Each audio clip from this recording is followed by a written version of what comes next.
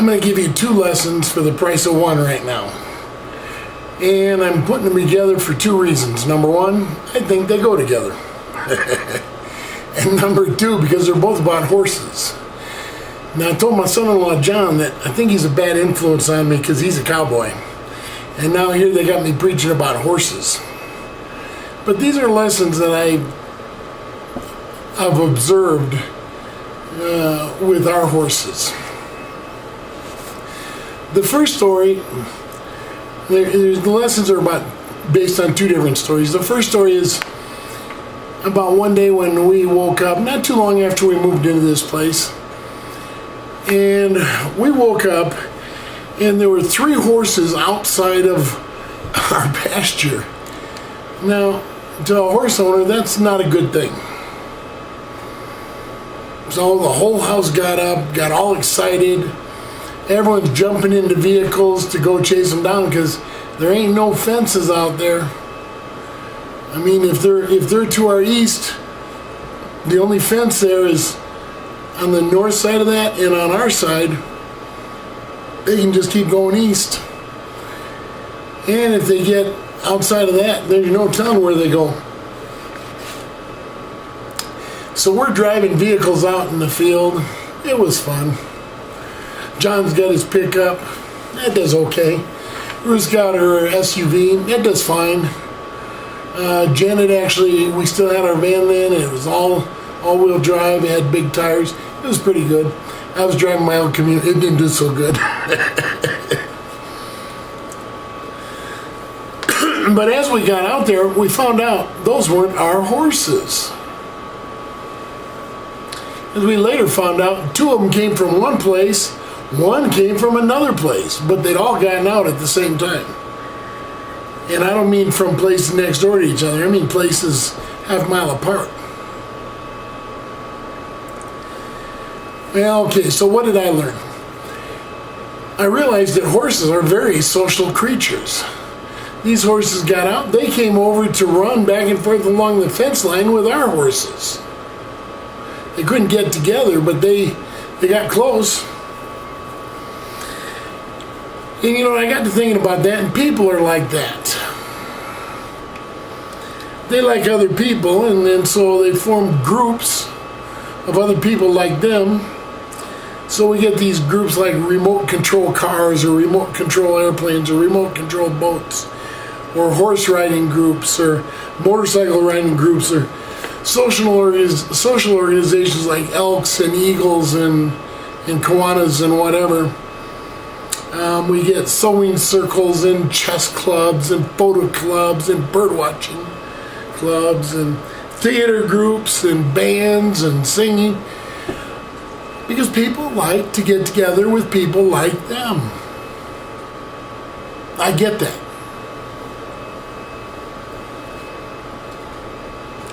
Did you notice I don't include churches in that list? Well, I didn't. Why do you suppose that is?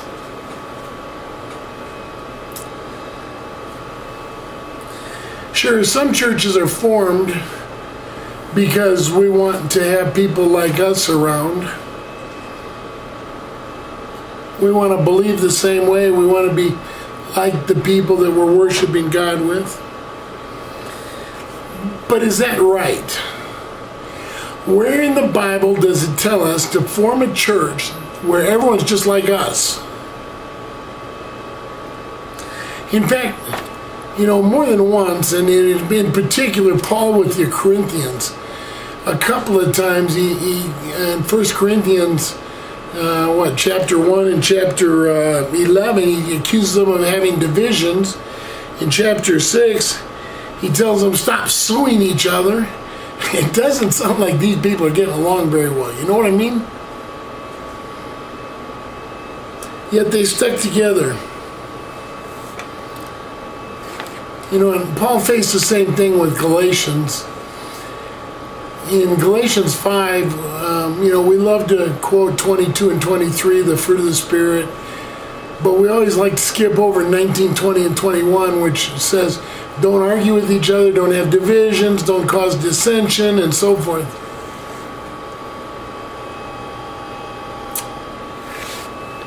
sounds like a problem that the church has always had.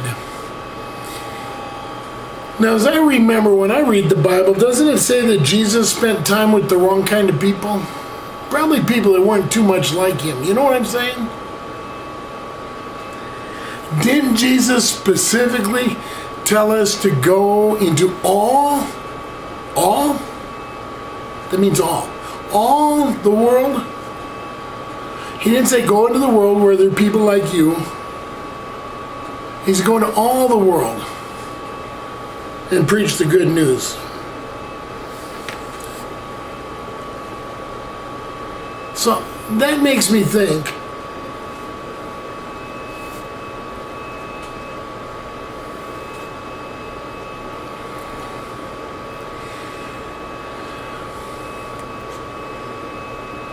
are we doing church wrong?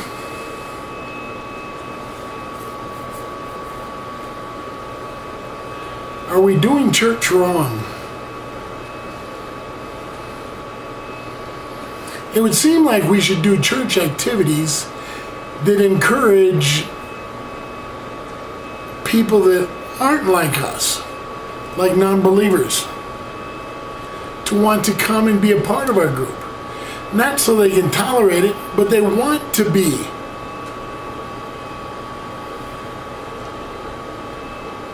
Now, maybe I'm pushing it a little extreme, but I don't know, maybe not. Or maybe we should just have church where it's people like us and we get together on Sunday morning and maybe have a few activities during the week that most of us don't go to anyway.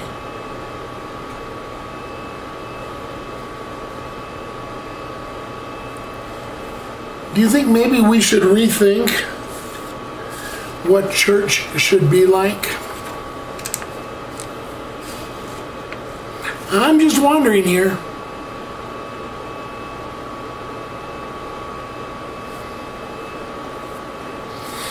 All right, story number 2. There was a little pony named Lily. Now, her owner wanted to sell her to a friend of ours. But he didn't have room for her, so he had her delivered over here. Actually, we went and got her. But then he decided he couldn't afford to pay for her, so she's still here because her owner never came to get her.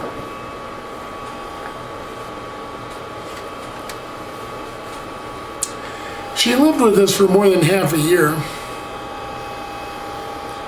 Then it turns out, as we applied to take ownership of her, she's appeared to be abandoned to us. And the brand inspector started doing his inspections, and you know what he found out? That horse wasn't even legally in the state of Wyoming. And the so-called owner that tried to sell her to our friend and wouldn't come pick her up from us didn't even have ownership. She bought her from somebody down in Colorado. Turns out we think this Lily was one of the victims of the 2013 flood. In October of 2013, the massive flood in Colorado. And somebody down there found her as a stray, didn't file for ownership, didn't look for the owners evidently because didn't report it as a lost horse, and sold it across state lines, which is illegal, blah, blah, blah.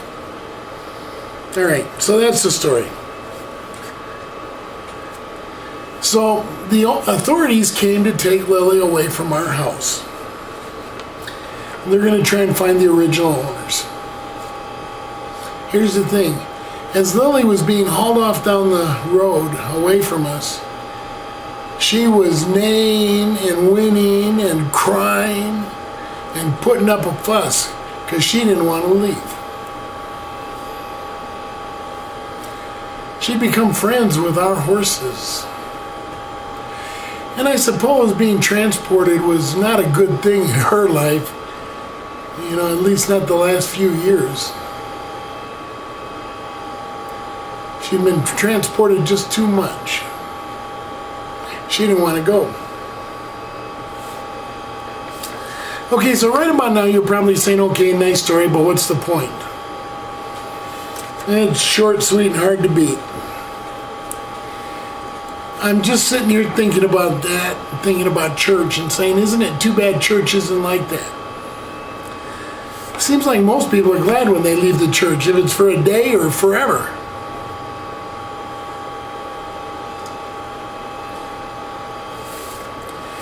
Why do you think that is? Why do you suppose people leave church without really getting emotional about it? Is it because they never made friends there?